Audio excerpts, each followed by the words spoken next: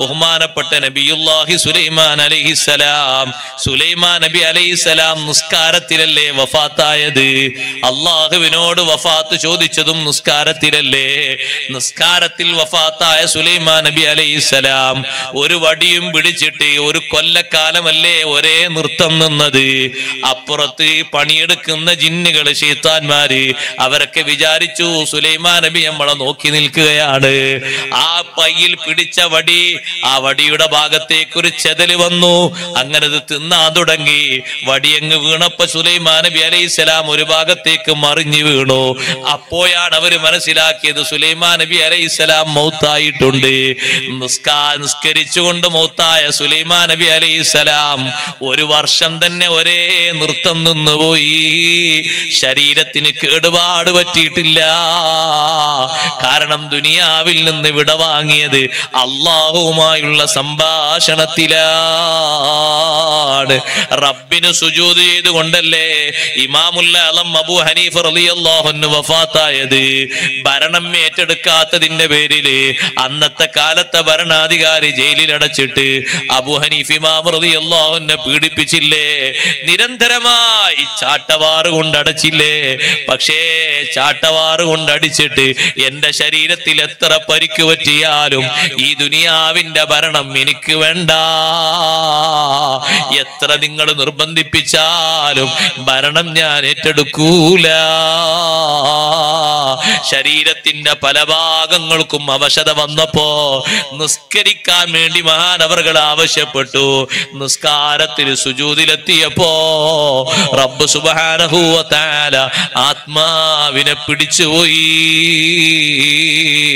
കൊലക്കാരന് മുന്നിൽ വെച്ച് ബഹുമാനപ്പെട്ട ഹുബൈബ് ബിൻ അദീ റളിയല്ലാഹു അൻഹുവിനോട് എന്താണ് അവസാനത്തെ ആഗ്രഹമെന്ന് ചോദിച്ചപ്പോ ഹുബൈബ് റളിയല്ലാഹു അൻഹു പറഞ്ഞ അവസാനത്തെ ആഗ്രഹം ദഊനി ഉസല്ലി റകഅതൈൻ, എന്റെ രണ്ടിന്റെ കയ്യിന്റെ കെട്ടൊന്ന് അയച്ചു തരൂ, 2 റകഅത്ത് ഞാൻ അള്ളാഹുവിന് വേണ്ടി ഒന്ന് നിസ്കരിക്കട്ടെ. നിസ്കാരം എനിക്ക് ഏറ്റവും സന്തോഷമുള്ള അമലാണ്. നിസ്കാരത്തെ പോലെ എനിക്ക് സന്തോഷമുള്ളൊരു അമല് വേറെ ഇല്ല. മരിക്കാൻ അവർക്കൊരു പേടിയില്ല. പടച്ച റബ്ബിനോട് അത്രയും അടുത്തവരാണ്. അതുകൊണ്ടാണ് ഹുബൈബ് റളിയല്ലാഹു അൻഹു തന്നെ തടവിലാക്കിയ ആ ഗോത്രക്കാരിൽ ആ സൈനബ് എന്ന് പറയുന്ന പെണ്ണ് താമസിക്കുന്ന വീട്ടിലാണ് ഹുബൈബ് റളിയല്ലാഹു അൻഹു അറസ്റ്റ് ചെയ്തിരിക്കുന്നത്. ഹുബൈബ് റളിയല്ലാഹു അൻഹു ആ പെണ്ണിനോട് പറഞ്ഞു, ഒരു പെണ്ണെ, ഒരു കാര്യം ചെയ്യണം, എന്നെ ഏതായാലും നിന്റെ ആളുകൾ തൂക്കുമരത്തിലേറ്റു, അതെനിക്കൊരു പ്രശ്നമുള്ള സംഗതിയല്ല. പക്ഷേ കഴുമരത്തിലേറ്റാൻ സമയമായി എന്ന് കണ്ടാൽ എനിക്ക് വിവരം ഒന്ന് അറിയിക്കണം. എന്തിന്? എന്റെ ജീവിതത്തിൽ അവസാന ഘട്ടല്ലേ. അപ്പൊ എന്റെ നഖങ്ങളൊക്കെ ഒന്ന് മുറിച്ച് എന്റെ ശരീരത്തിൽ നിന്ന് ഒഴിവാക്കേണ്ട രോമങ്ങളൊക്കെ വടിച്ചൊഴിവാക്കി എന്റെ മീശയൊക്കെ ഒന്ന് വെട്ടി എന്റെ കക്ഷരോമവും മറ്റു രോമങ്ങളൊക്കെ ഒന്ന് കളഞ്ഞ് വൃത്തിയാക്കിയിട്ട് ഞാൻ അവസാനം പോകല്ലേ, ദുനിയാവുന്ന യാത്ര പോകല്ലേ, നല്ല വൃത്തിയിൽ തന്നെ സുന്നത്തൊക്കെ പാലിച്ച് എനിക്ക് പോകണം. ടൈമായപ്പോ പെണ്ണ് വന്ന് പറഞ്ഞു, നിങ്ങളെ കഴിമരത്തിലേറ്റുന്ന ദിവസം നാളെയാണ്. ഹുബൈബ് റളിയല്ലാഹുവിന്റെ മുഖത്തൊരു ഭാവമാറ്റമില്ല. മഹാനവറുകൾ പറഞ്ഞു, ഒരു കത്തി വേണമെന്ന്. ഒരു കത്തി കൊണ്ടുപോയി കൊടുത്തു. ആ പെണ്ണ് പറഞ്ഞു, ഒരുപാട് തടവുകാരെ വീട്ടിൽ പാർപ്പിച്ചിട്ടുണ്ട്, പക്ഷേ ഹുബൈബ് റളിയല്ലാഹുവിനെ പോലെ ബഹുമാനമുള്ള ഒരു തടവുകാരനെ ഞാൻ കണ്ടിട്ടില്ല. ഞാൻ പലപ്പോഴും ഹുബൈബ് റളിയല്ലാഹു അൻഹുവിനെ എനിക്ക് നോക്കാൻ പറ്റുന്ന ചെറിയ ഒരു ദ്വാരത്തിലൂടെ നോക്കുമ്പോ ഹുബൈബ് റളിയല്ലാഹു അൻഹു കയ്യിൽ മുന്തിരിയുടെ കൊല പിടിച്ച് ഭക്ഷിക്കുന്നത് ഞാൻ കണ്ടിട്ടുണ്ട്. വമാബി മക്കത മിൻ ഇനബ്, മക്കയിൽ എവിടെയും മുന്തിരി കിട്ടുന്ന കാലമല്ലാതെ അല്ലാഹു തആല ഡയറക്റ്റ് ആയി നൽകിയ ഭക്ഷണമാണ്. വഇന്നഹു ലരിസ്ഖുൻ റസഖഹു അല്ലാഹു ഹുബൈബാ. ഹുബൈബ് റളിയല്ലാഹു അൻഹു എന്ന ചെറുപ്പക്കാരന്, എന്റെ യുവാക്കളെ, സഹോദരങ്ങളെ, നിസ്കാരത്തിൽ നല്ല താല്പര്യമുള്ളവരാകണം. നിസ്കാരം ഒഴിവാക്കിയിട്ട് നമ്മൾ ഫാസിഖീങ്ങളാകരുത്. പടച്ച റബ്ബിന്റെ മുന്നിൽ കുറ്റക്കാരാകരുത്. ഏതെങ്കിലും ഒരു നിസ്കാരം ഒഴിഞ്ഞുപോയി എങ്കിൽ ആത്മാർത്ഥമായി തൗബ ചെയ്ത് മടങ്ങിയിട്ട് ആ നിസ്കാരം ഖളാ വീട്ടണം. ഷറഅ് പഠിപ്പിച്ച കാരണത്തിന് വേണ്ടിയല്ലാതെ നഷ്ടപ്പെട്ടു പോയി. ഷറഅ് പഠിപ്പിച്ച കാരണം പിന്തിക്കാൻ പ്രശ്നമില്ലാത്ത കാരണങ്ങൾ രണ്ടെണ്ണം മാത്രമാണ്. ജോലി അതിലില്ല, കല്യാണമില്ല, യാത്രയില്ല, സൽക്കാരമില്ല, രോഗമില്ല, ഇതൊന്നുമില്ല അതിലുള്ളത് ഒന്ന് ഉറക്കം, അനിയന്ത്രിതമായ ഉറക്കം വന്നുപോയി. എന്നും ഉറങ്ങിയിട്ട് രാവിലെ 7 മണിക്ക് എണീറ്റ് നിസ്കരിക്കുന്ന ആളെ പറ്റി അല്ല പറഞ്ഞു കേട്ടോ. അനിയന്ത്രിതമായി ഉറങ്ങിപ്പോയി. എന്നും സുബഹിക്ക് എണീക്കുന്ന ആളാണ്, പക്ഷെ ഒരു ദിവസം ഉറങ്ങി. അങ്ങനെ എണീറ്റ് നോക്കുമ്പോ തന്നെ സുബഹിന്റെ സമയം കഴിഞ്ഞു പോയിട്ടുണ്ട്. പടച്ചോൻ എന്ത് പറ്റിപ്പോയി? ഞാൻ എന്നും എണീക്കുന്ന ആളാണല്ലോ. കുടുംബക്കാരോട് ചോദിച്ചു, ഭാര്യയോടും മക്കളോടൊക്കെ എന്നെ വിളിച്ചില്ല? നിങ്ങളെ വിളിച്ചല്ലോ, നിങ്ങൾ എണീറ്റിരുന്നല്ലോ. ഉറക്കം കൂടുതലായിട്ട് അങ്ങനെ സംഭവിച്ചു പോയതാണ്. നിസ്കരിച്ചാൽ മതി, അല്ലാഹു തആല അതിന്റെ പേര് ശിക്ഷിക്കൂല. എന്നത്തിൻ കാര്യമല്ല പറഞ്ഞു, ഒരു ദിവസം അങ്ങനെ സംഭവിച്ചു പോയി. എന്നും സുബഹിസ്കരിക്കാത്ത ആളെ കഥ ആലോചിച്ച് നോക്ക് നിങ്ങൾ. അവന്റെ കൂടെ നടക്കാൻ തന്നെ പേടിയാണ്. എപ്പോഴാ അള്ളാന്റെ അദാബ് വരാന്ന് പറയാൻ പറ്റൂല. ഭക്ഷണം കഴിക്കാൻ പേടിയാണ് അവന്റെ കൂടെ ജോലി എടുക്കാൻ പേടിയാണ്. എപ്പോഴും അള്ളാന്റെ അദാബ് സംഭവിച്ചേക്കാം. അത്ര മോശപ്പെട്ട ആള് ഈ ദുനിയാവിൽ വേറെയില്ല. നിസ്കരിക്കാത്തവനെ പോലെ മോശപ്പെട്ട ആള് വേറെയില്ല. അതുകൊണ്ടാണ് നിസ്കരിക്കാത്തവന് ഒരു പട്ടിയുടെ സ്ഥാനം പോലും ഇല്ല ഇസ്ലാമില്. ഭക്ഷണം കിട്ടാതെ ആ വശന്ന് വലഞ്ഞ് നടക്കുന്ന ഒരാളിങ്ങനെ ഭക്ഷണം കിട്ടാതെ ഒരു ഭാഗത്തെത്തിയപ്പോ ഒരു പട്ടി, ഒരു നായ എങ്ങനെ വരുന്നുണ്ട്. എന്നെ തൊട്ടാൽ തന്നെ പ്രാവശ്യം കേൾക്കണ്ടേ. പക്ഷെ ജീവൻ രക്ഷിക്കാൻ വേണ്ടി, ജീവൻ നിലനിർത്താൻ വേണ്ടിയിട്ട് ആ നായനെ അറുത്തിട്ട് അതിന്റെ ഒരു ഭാഗം പൊളിച്ചെടുത്തിട്ട് ഒരു മാംസം കഴിച്ചെങ്കിലേ അയാളെ ജീവൻ രക്ഷിക്കാൻ കഴിയുമെങ്കിൽ അയാൾക്ക് ആ മാംസം കഴിക്കൽ ഹലാലാണ്. നായനെ അറുത്തുകൊണ്ട് ഭക്ഷിക്കാൻ നോക്കുമ്പോ നിസ്കരിക്കാത്ത ഒരാൾ വരുന്നുണ്ടെങ്കിൽ നായനെ അറുക്കുന്നതിന് മാറ്റിയിട്ട് നായനെ വിടണം, നായ സ്വസ്ഥമായി ജീവിച്ചോട്ടെ. നിസ്കരിക്കാത്ത ആളെ കാല് വെച്ചിട്ട് ആ കാലുമൊന്നൊരു ഇറച്ചി മുറിച്ചെടുത്തിട്ട് അതാണ് ഭക്ഷിക്കേണ്ടത് എന്നാ മഹാന്മാര് പറഞ്ഞു. ആ നായനെ വിട്ടേക്കണം, ഇയാളെ പിടിക്കണം. നായന്റെ ഒരു ബഹുമാനം പോലും നിസ്കരിക്കാത്ത ആൾക്ക് ഇല്ലാന്നർത്ഥം. നിങ്ങൾ നോക്ക് അവന്റെ ശരീരത്തിന് എന്ത് വിലയുള്ളത്. ജീവൻ രക്ഷിക്കാൻ വേണ്ടി പിടിച്ച നായനെ അറുക്കാൻ വേണ്ടി നിൽക്കുന്ന നായനെ വിട്ടേക്കണം. നിസ്കരിക്കാത്തവനെ കിട്ടിയോ അവന്റെ ശരീരത്തിൽ നിന്നൊരു ഭാഗം മുറിച്ചെടുക്കണം, എന്നിട്ട് അത് വേവിച്ച് കഴിക്കണം. അത്ര വിലയുള്ളൂ നിസ്കരിക്കാത്തവൻ. 5 കാശിന്റെ വിലയില്ല നിസ്കാരം ഒഴിവാക്കുന്ന ആള്. എന്ത് വിലയുള്ളത് അവന്? ഫാസിഖാണ് സഹോദരങ്ങളെ. ഒരൊറ്റ നിസ്കാരം സമയത്തിൽ നിന്ന് കാരണമില്ലാതെ പിന്തിച്ചു പോയെങ്കിൽ ഉമ്മപങ്ങന്മാരോട്, ചെറുപ്പക്കാരികളോടൊക്കെ പറയട്ടെ, അനിയന്ത്രിതമായ ഉറക്കത്തിന്റെ പേരിലാണെങ്കിൽ ഖളാ വീട്ടിയാൽ മതി, അല്ലാഹു കുറ്റപ്പെടുത്തൂല. മറന്നെങ്കിലും നിസ്കരിച്ചാ മതി, അല്ലാഹു തആല ശിക്ഷിക്കൂല. വേറെ ഏത് കാരണം നിങ്ങൾ പറഞ്ഞാലും സ്വീകരിക്കൂല. പഠനമാകട്ടെ, ജോലിയാകട്ടെ, കുടുംബ സന്ദർശനമാകട്ടെ, കല്യാണമാകട്ടെ, മരണമാകട്ടെ, ഭാര്യന്റെ പ്രസവമാകട്ടെ, മക്കളെ രോഗമാകട്ടെ, ഏതേത് വിഷയത്തിനും വിട്ടുവീഴ്ചയില്ല. അതുകൊണ്ട് ഹയർ സെക്കൻഡറിയിലും ഡിഗ്രിക്കൊക്കെ പഠിക്കുന്ന ചെറുപ്പക്കാരികളോട് നിസ്കാരം ഒഴിവാക്കിയിട്ടൊരു പഠനം വേണ്ട മോളെ. ആരോഗ്യമുള്ള യുവത്വത്തിന്റെ പ്രസരിപ്പിന്റെ കാലത്ത് 4-5 കൊല്ലം ദുഹറും അസ്റും ഖളാക്കിയിട്ട് എന്ത് ഡിഗ്രി വാങ്ങിയിട്ടെന്താ, എന്ത് ജോലി നേടിയിട്ടെന്താ? പടച്ച റബ്ബിന്റെ അടുക്കൽ നീ കുറ്റക്കാരിയാണ്. ഹുബൈബ് റളിയല്ലാഹു അൻഹു എത്ര ചൊറുക്കുള്ള രക്തത്തിളപ്പുള്ള ചെറുപ്പക്കാരനാണ്. ഒറ്റക്ക് കഴിയുന്ന റൂമിൽ അല്ലാഹു ഭക്ഷണം ഇറക്കി കൊടുത്തില്ലേ? ആ കുടുംബത്തിൽ ഒരാളും ഒരു ഭക്ഷണം കൊടുത്തില്ലെങ്കിലും സ്വർഗത്തിലെ ഭക്ഷണം അല്ല ഡയറക്റ്റായി ഇറക്കി കൊടുത്തു. അതേ മുന്തിരിക്കൊല ഭക്ഷിച്ചു, അല്ലാഹു കൊടുത്ത ഭക്ഷണമാണ്. ആ ഹുബൈബ് റളിയല്ലാഹു അൻഹുവിന്റെ അടുത്തേക്ക് കത്തി കൊണ്ടുവന്നു കൊടുത്തു. അതുകൊണ്ട് നഖം മുറിച്ചു പോയി. അതേ ക്ഷൗരം ചെയ്തു പോയി.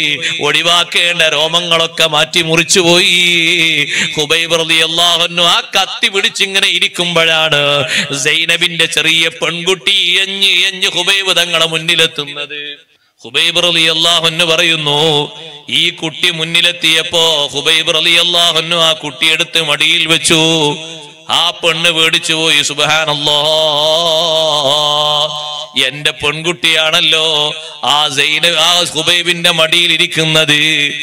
ഈ പെണ്ണിന്റെ വിഷമം കണ്ടപ്പോ ഹുബൈബ് റളിയല്ലാഹു അൻഹു ചോദിച്ചു, പെണ്ണേ, ഈ കുട്ടിയെ വല്ലതും ചെയ്യുമെന്ന് ഞാൻ കരുതുന്നുണ്ടോ? കുട്ടിയെ ഞാനൊന്നും ചെയ്യൂല. എന്റെ കയ്യിൽ കത്തി കണ്ടിട്ട് നീ വിഷമിക്കണ്ട. ആ കുട്ടിയെ തലോടിക്കൊണ്ട് കുട്ടിയെ മടക്കി വിട്ടു. തന്ന കത്തിയും തിരിച്ചു കൊടുത്തു. രണ്ട് കയ്യിനും അതാ ഭദ്രമായി ചെങ്ങല കെട്ടിയിട്ട് ഹുബൈബ് റളിയല്ലാഹു അൻഹു ഹാജരാക്കുമ്പോ എന്ത് വേണം ഹുബൈബ്? അവസാനത്തെ ആഗ്രഹം പറഞ്ഞോളൂ, കയ്യും നയിച്ചു തരൂ, 2 റക്അത്ത് നിസ്കരിക്കട്ടെ.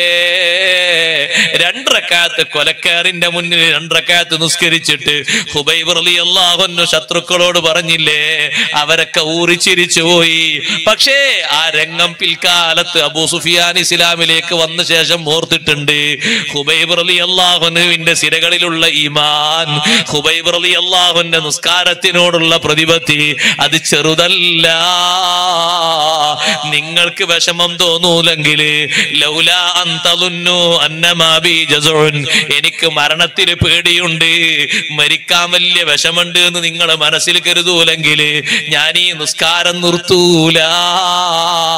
നിസ്കരിച്ചിട്ട് എനിക്ക് പൂതി മാറിയിട്ടില്ല. എനിക്ക് ഈ ദുനിയാവിലെ ഏറ്റവും സന്തോഷം അള്ളാഹുവിനോട് സംവദിക്കല. 2 റക്അത്ത് നിസ്കാരത്തിൽ അള്ളാഹുവിനോട് യാത്ര പറഞ്ഞു പോയി. നിസ്കാരം കഴിഞ്ഞിട്ട് സ്റ്റെപ്പിലേക്ക് ഇങ്ങനെ കയറുമ്പോ അള്ളാഹു കഴിഞ്ഞാൽ ഒരു മുഅ്മിൻ ഏറ്റവും കണക്ഷൻ ഉള്ളതാരാണ്?